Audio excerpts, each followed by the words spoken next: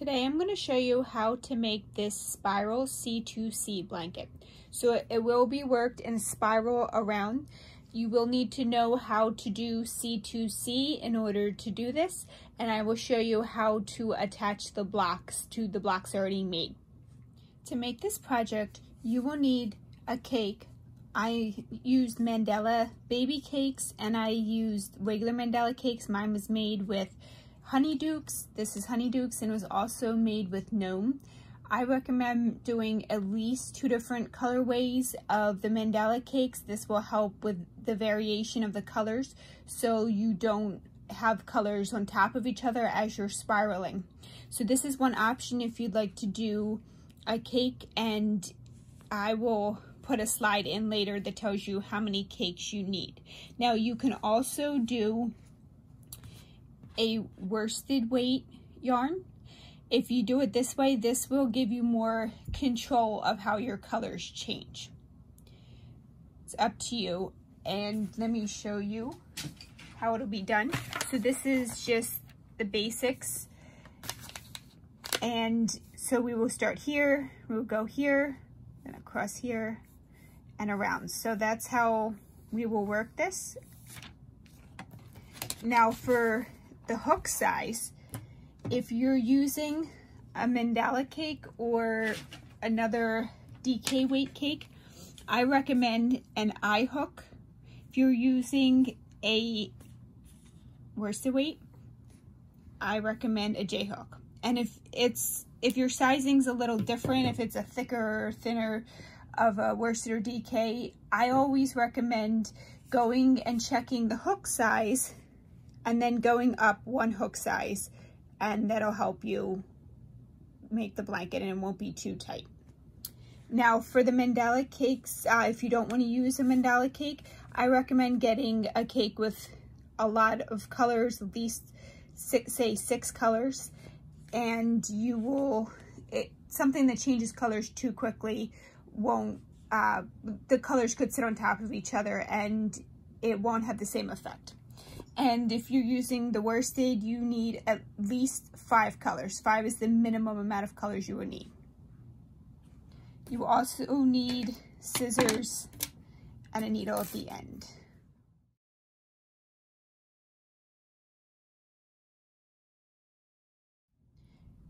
Now, if you're using a mandala cake, I recommend taking apart half of the first color, so there's only about half the amount.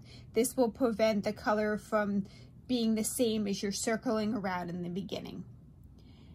For this, I am going to use a regular worsted weight yarn to show you, just because if I'm changing color specifically every time you do a new side, it will be easier for you to see.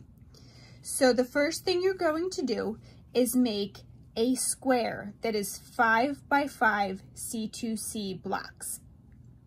So go ahead and make your block that is 5 by 5, and then I'll show you what to do next. So at this point you should have your 5 by 5 block, and now we're going to start with our first block to the right.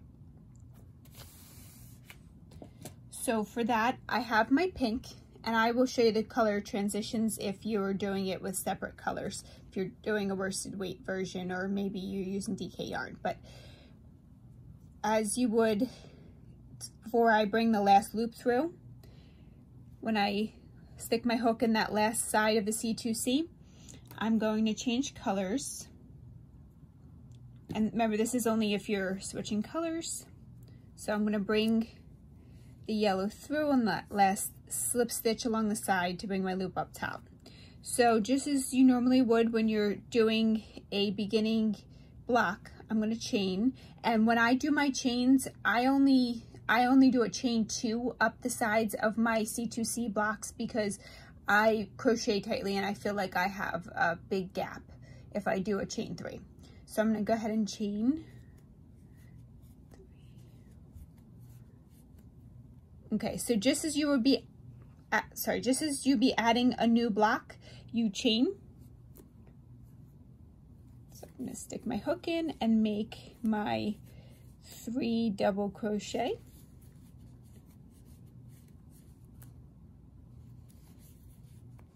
Okay, so I chained my 5 and made my new block on there. So now what I'm going to do is find where that end block and the next block meet and find that gap. So if you're having trouble, just put your finger on the first block and wherever you think the second block is and just kind of pull it apart, and you'll see, if you just kind of pull it a little bit, you'll see that big gap there.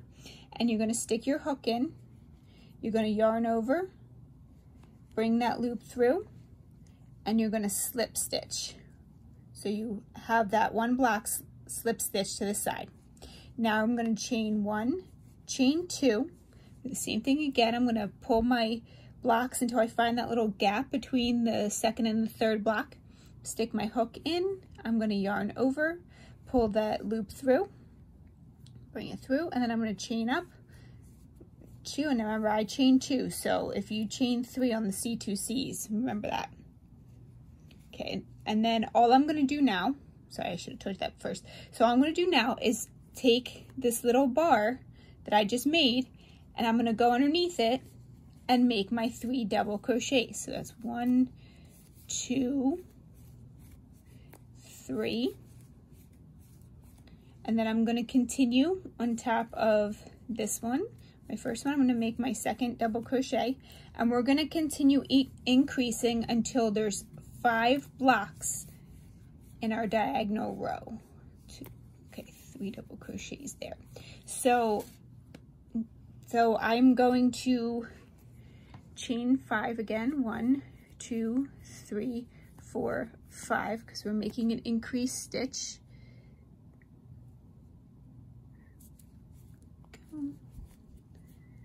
I make my 3 double crochets there. So now you're making 3 blocks in your diagonal row. And then I'm gonna make my second one. And then when we get to the third one, I will show you how to slip stitch to it again.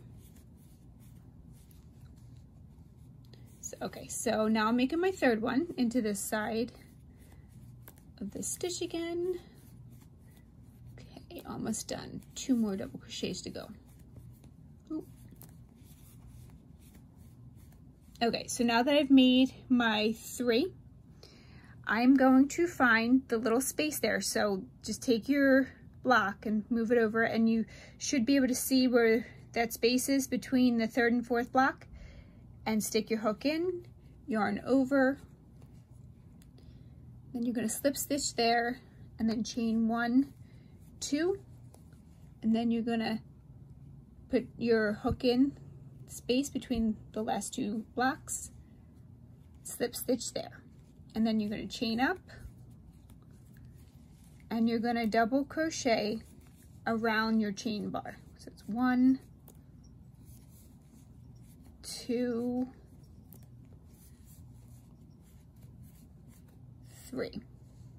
So I'm going to continue until I have 4 blocks in the row, and then I'm going to increase again and do my 5 diagonal rows, and I'll be back. Okay, at this point you should have your 5 blocks in your diagonal row, and now what you're going to do is find this last double crochet, and you're going to find the chain that was put in, and you're going to stick your hook in there, yarn over, pull the loop through, and slip stitch it there. Now what we're going to do, flip that over, and we're going to slip stitch along the side of the block we just made. And now what we're going to do is going to do our decrease. We're going to go 4, 3, 2, 1 until we've made another block. So go ahead and do that, and then we'll come back and I'll show you what to do. Now the idea behind this blanket is that you will grow. So we have 5 by 5 blocks here. Here is another 5 by 5 block. So it's however many there are on the side or whatever section you're working on by 5 blocks. So I did my 5 by 5, and then I did the right side, which also was 5 by 5 because there's 5 on the side, and then you only go up 5. So now I'm going to be working across the top. So it's going to be 5 by 10 because there's 10 total blocks here. Now the number, you don't really need to know the number as long as it matches. You don't have to actually count it, because all you're doing is you're going to increase till you have 5 blocks in your diagonal row, and then go across, and then you're going to decrease, and you're going to start going around the sides. So to start this one, now move to my mint green for this one. So I have my 2 blocks, and I'm going to chain 1, 2, 3, 4, 5. Go ahead and make my double crochets to start my first block. And so this one we will increase, and then we will have to go across and then decrease. Okay. So now that I made that block, I'm gonna flip it over, move those out of the way, and I'm gonna find the first block. I'm gonna stick my hook in the hole, yarn over, pull the loop through, and slip stitch. And I'm gonna chain 1, chain 2, and then I'm gonna slip stitch to the next hole, then chain up. I'm gonna put my double crochets around that bar. 1, 2, 3 double crochets, and then I'm gonna do my second block, 2, and then my 3 double crochets. So now what you're gonna do is keep going like this.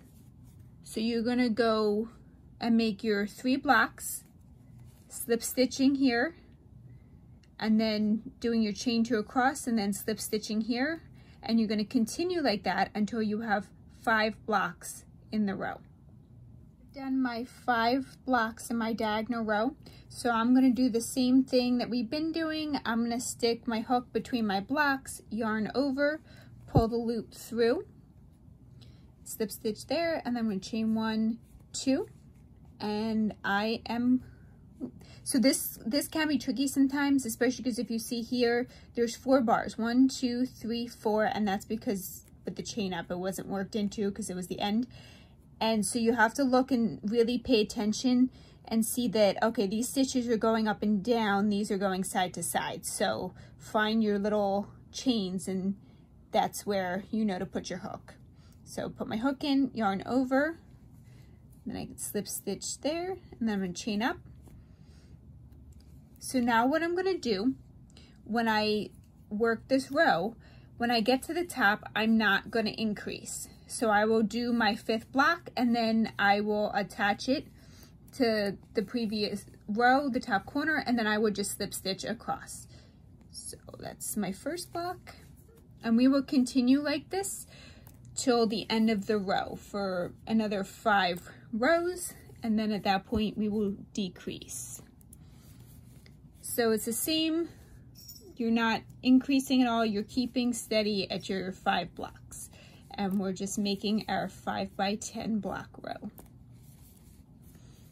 And like I said, you don't need to specifically count your blocks, because when you get to this last block, if you're attaching the row, you know it's time to decrease.